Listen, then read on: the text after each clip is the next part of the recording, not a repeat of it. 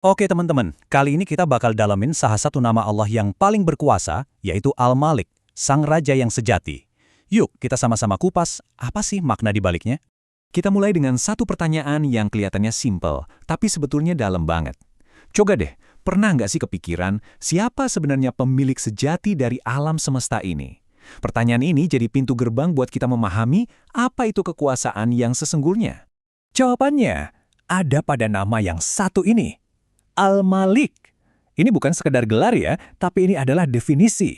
Artinya itu maha merajai, rajanya para raja. Nah, kata kuncinya ada di sini, pemilik mutlak.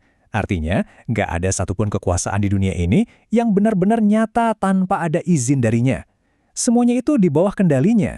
Gini deh, kalau kita mau paham seorang raja, cara terbaik kan dengerin langsung perintahnya kan? Nah, dalam konteks ini, perintah atau titahnya itu datang langsung dari firman-Nya di dalam Al-Quran.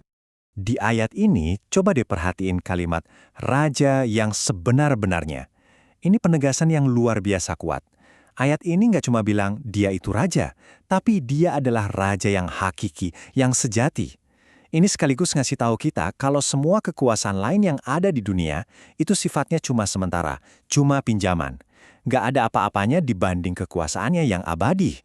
Terus di ayat yang lain kita lihat lagi. Gelar Al-Malik ini disebut barengan sama nama-nama lain yang menunjukkan kesempurnaan, kayak yang Maha Suci dan yang Maha Sejahtera. Ini seolah-olah menegaskan kalau kerajaannya itu adalah kerajaan yang sempurna, bersih dari segala kekurangan, dan membawa kedamaian yang sejati. Nah, sekarang, biar lebih kebayang, yuk kita coba lihat bedanya kekuasaan Al-Malik ini dengan kekuasaan apapun yang kita kenal di dunia. Percaya deh, perbedaannya itu jauh banget. Coba kita bandingkan langsung ya. Raja di dunia ini kekuasaannya terbatas, ada masa berlakunya. Sementara Al-Malik, kekuasaannya mutlak dan abadi. Raja dunia butuh rakyat biar bisa berkuasa kan? Al-Malik sama sekali nggak butuh makhluk apapun. Justru kita yang butuh dia. Kekuasaan manusia juga terikat oleh ruang dan waktu, tapi kekuasaan Allah itu tanpa batas. Jadi intinya, perbandingan ini nunjukin kalau levelnya itu udah beda alam. Dan kalau kita benar-benar paham soal ini, cara pandang kita terhadap dunia bakal berubah total. Kita jadi sadar kalau sumber keamanan sejati kita itu bukan dari kekuasaan fana, tapi dari Sang Raja yang abadi. Oke, kita udah tahu betapa agung kekuasaannya. Terus pertanyaannya, apa dampaknya buat kita? Apa sih hikmahnya kalau kita mengakui dia sebagai raja kita dalam kehidupan sehari-hari? Jadi, mengakui Al-Malik itu akan membawa kita ke dalam sebuah perjalanan transformasi diri. Pertama, muncul ketundukan. Kita jadi sadar kalau apapun yang kita punya, jabatan, harta, semuanya cuma titipan. Dari situ, tumbuhlah yang kedua, yaitu rasa syukur. Karena kita tahu setiap nikmat itu datangnya dari Dia. Kalau udah bersyukur, otomatis kita jadi rendah hati kan? Itu tahap ketiga, kerendahan hati. Kita jadi nggak sombong.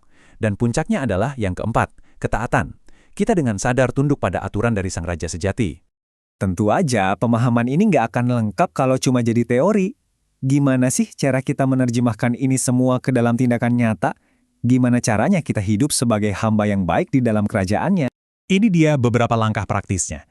Pertama, biasakan sebut nama Al-Malik dalam doa-doa kita. Ini adalah pengakuan langsung atas kekuasaannya. Kedua, jauhi segala bentuk kezaliman. Kenapa? Ya karena kita sadar, kita ini bukan raja, kita cuma hamba.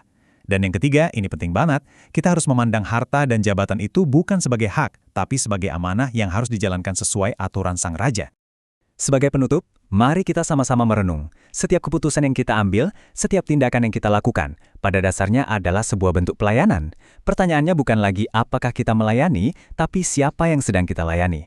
Jadi coba tanyakan pada diri sendiri, dengan semua pilihan yang Anda buat hari ini, raja mana yang sebenarnya sedang Anda layani?